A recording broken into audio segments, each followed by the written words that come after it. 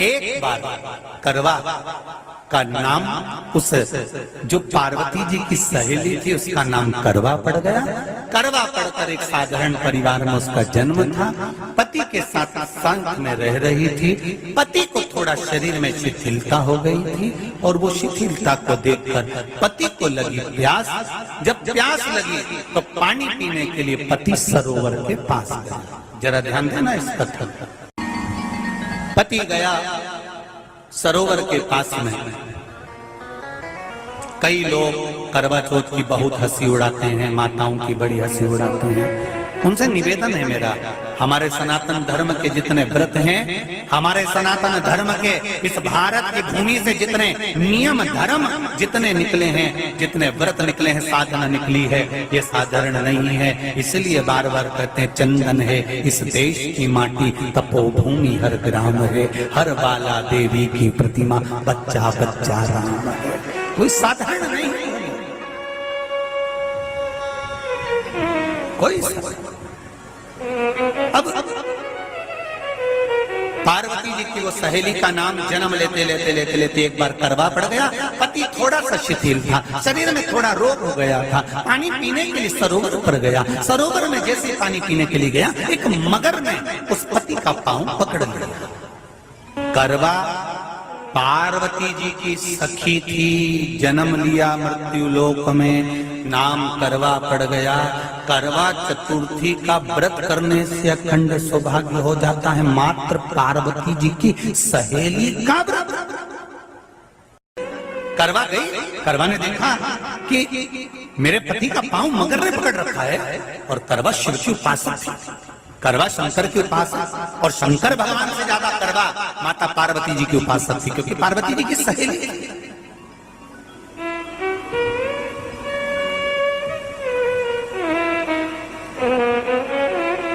पति का पांव खींचकर मगर पानी में लेकर जा रहा था।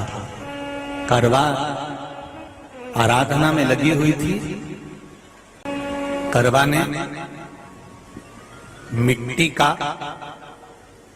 एक गोल भाग ही बनाया था, जिस पर पार्वती जी का जो नीचे का पीठी का होती है उस पर शिवलिंग रखा था। केवल नीचे का भाग का निर्माण ही करा था और करवा के कानों में शब्द पड़ गया। करवा के कानों में शब्द पड़ गया, पति के चीखने की आवाज आई। करवा दौड़ पड़ी।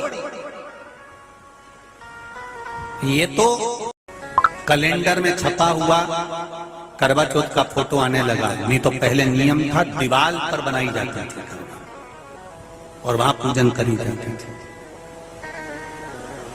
कई माताएं जानती होगी यहाँ पर आज भी, पहले दीवार पर बनती थी, पूरा परिवार की सौभाग्यवती नारियां वहां आकर पूजन करती थी एक जगह, फिर बाद में छत पर जाकर करवे का अर्घ दिया करती थी। ये नियम था। अब तो बना बनाया कागज आ जाता, उसको चिपका दो, पूजन कर लो, वो अलग प्रमाण। पर यहाँ करवा मट्टी का भाग का लेपन कर रही थी और लेपन करते करते बस उस समय पर पति की आवाज आई, छोड़ा। करवा भागी और शिव आराधना में लगी हुई करवा, पार्वती की आराधना में लगी हुई करवा भाग कर गई। पति को देखा तो मगर खींच कर ले जा रहा था। करवा ने अपना चीर फाड़ कर मगर की पूंछ को पकड़ कर खींचा। और कितना सात्विकता में बल होगा, जरा विचार करना कि मगर को खींच कर वृक्ष के नीचे ले गई और वृक्ष के नीचे नहीं जा पाई तो वहीं पर घाट के ऊपर घास लगी हुई थी। इसलिए आज भी करवा चौथ के व्रत में आपने देखा होगा कुछ सलाखें, कुछ घास आपको मिल जाती है। उससे एक घास से, मात्र एक घास, एक घास से उसने उस मगर को बांध दिया। मगर हिल नहीं पाया। यम के दूत आ गए इसके पति को मौत के ग्रास ले जाने के लिए। यम के दूत। करवा ने पूछा तुम कौन हो, कैसे आना हुआ? यमदूत कहते हैं तुम्हारे पति का आज अंतिम दिन है, अंतिम समय, अंतिम पल है, ये मरेगा। करवा कहती अगर मारना है तो इस मगर को मारो जिसने मेरे पति का पांव पकड़ रखा। प्राण छोड़ना है तो इस मगर के छोड़िए, मेरे पति के तो प्राण आप ले जा नहीं सकते। करवा हम अपने नियम को नहीं बदल सकते। तेरे पति की अंतिम सांसें हैं, वो मरेगा। मगर को अभी नहीं मरना है, मगर अभी कम से कम 9 महीना और जीवित रहेगा। इसका हमारे पास लेख है। करवा कहती है ऐसा हो नहीं सकता। यमदूत खड़े हैं, ले जाने दे नहीं रही। क्रोध आ गया करवा को, हाथ में जल उठाया।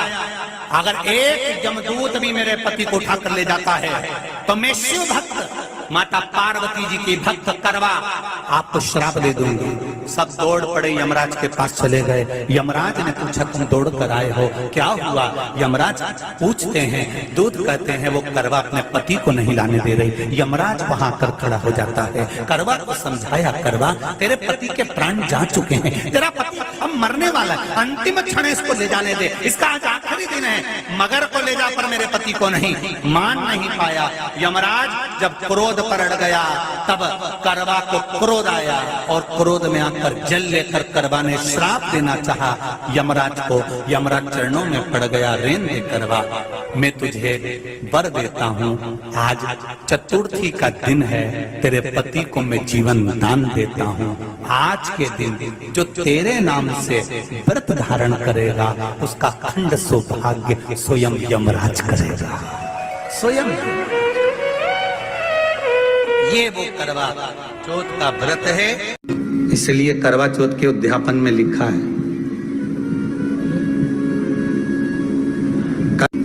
उसका जब उद्यापन होता है तो एक थाली में 13 जगह पर 4-4 पूड़ी रखी जाती है। आप लोगों को तो मालूम होगा, आप लोगों ने करा होगा करवा चौथ का उद्यापन।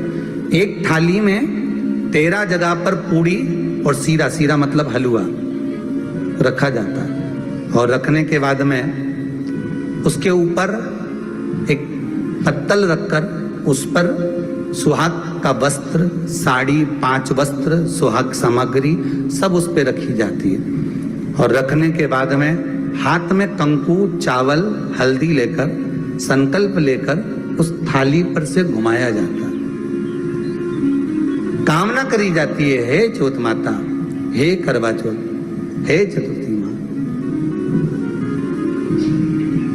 मेरे जीवन में मैंने आपका व्रत करा है, मेरे इस व्रत को स्वीकार करना, मेरा सौभाग्य का, मेरा मांग का सिंदूर, मेरी भाल की बिंदी, मेरे हाथ का चूड़ा, मेरी पाँव की बिछोड़ी, इसको अमर करना माँ।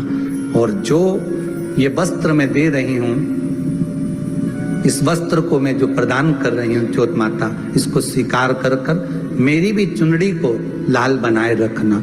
तब उस साड़ी को, उस वस्तु को, उस सामग्री को उठाकर घर की वृद्ध सास को, जो घर में सासू होती है, उसको दिया जाता है। सास नहीं हो तो किसी सौभाग्यवती नारी को दिया जाता है। उसके बाद में आप फिर ब्राह्मणों का भोजन कराओ, बड़े प्रेम से बुलाओ और ब्राह्मण ब्राह्मणी का भोजन कराओ। अब आज के जमाने में जो करवा चौथ का उद्यापन होता है, उसमें जब समाज की माताएं उद्यापन करती है तो केवल स्त्री को भोजन करा देती है, पुरुष को नहीं कराती। पर करवा चौथ के उद्यापन में लिखा है कि ब्राह्मण का भोजन होना चाहिए, उसके साथ सौभाग्यवती नारी आए, उसकी पत्नी। पर अपन ने तो सोचा कि चौथ माता का उद्यापन है तो केवल स्त्री को खिला दो, उद्यापन का पूर्ण फल मिल जाएगा। नहीं, उसका सुख नहीं है और देने का भी फल है महाराज। करवा चौथ का उद्यापन करो तो भोजन करने उसको बुलाओ जो अपने घर का हो, उसको उद्यापन में नहीं गिनो। अपने घर के लोगों तो वैसे ही भोजन करेंगे, घर का व्यक्ति तो वैसे ही भोजन करेगा ना। पर अपन ने उन्हीं को गिना, ने हमारी बड़ी जीजी के गिन लो, ने छोटी जीजी गिन लो, ने भांजी के गिन लो, ने उसके गिन लो, ने उसके गिन लो, मैं 13-14 ऐसे इकट्ठा कर लिया। ये सब ये अपने इकट्ठे हो गए, ये तो अपने हो गए। ये तो तुम उद्यापन करोगे तो घर में इनको तो जिमाना ही पड़ेगा क्योंकि तुम्हारे रिश्तेदार हैं। दूसरे को जिमा कर जब हम दान देते हैं, दान उसको लगता है जो दूसरे को दिया गया। कई लोग कहते हैं हमने बहन बेटी के दे दिया, तो बहन बेटी क्या दान लेती है? किस पुराण में लिखा है कि बहन बेटी दान लेती है? हमको वो भी बताना कि बहन बेटी दान लेती है, क्योंकि बेटी तो खुद कन्यादान में जाती है। बेटी का कन्यादान होता है, वस्तु का दान नहीं। बेटी खुद दान में दी जा रही है, कन्यादान में। बेटी कभी दान नहीं लेती महाराज, बहन बेटियां कभी दान नहीं लेंगी। और बहन बेटियों को कह भी देना चाहिए, अगर भाभी बोले कि हमने जीजी को दान, है दान मान नहीं ले रहे हैं, देना हो तो ठाट से हमारा हक दे रही हो। हम साल भर में आते हैं तो राखी पे साड़ी दे रही हो, ये हमारा हक है क्योंकि हमारे मकान में रह रही हो, हक दे रही हो, दान नहीं। दान देना है तो पंडित जी के दो, दान देना है तो ब्राह्मण को दो, गौ माता को दो। हम दान नहीं ले रहे, हम अपना हक मांग रहे हैं।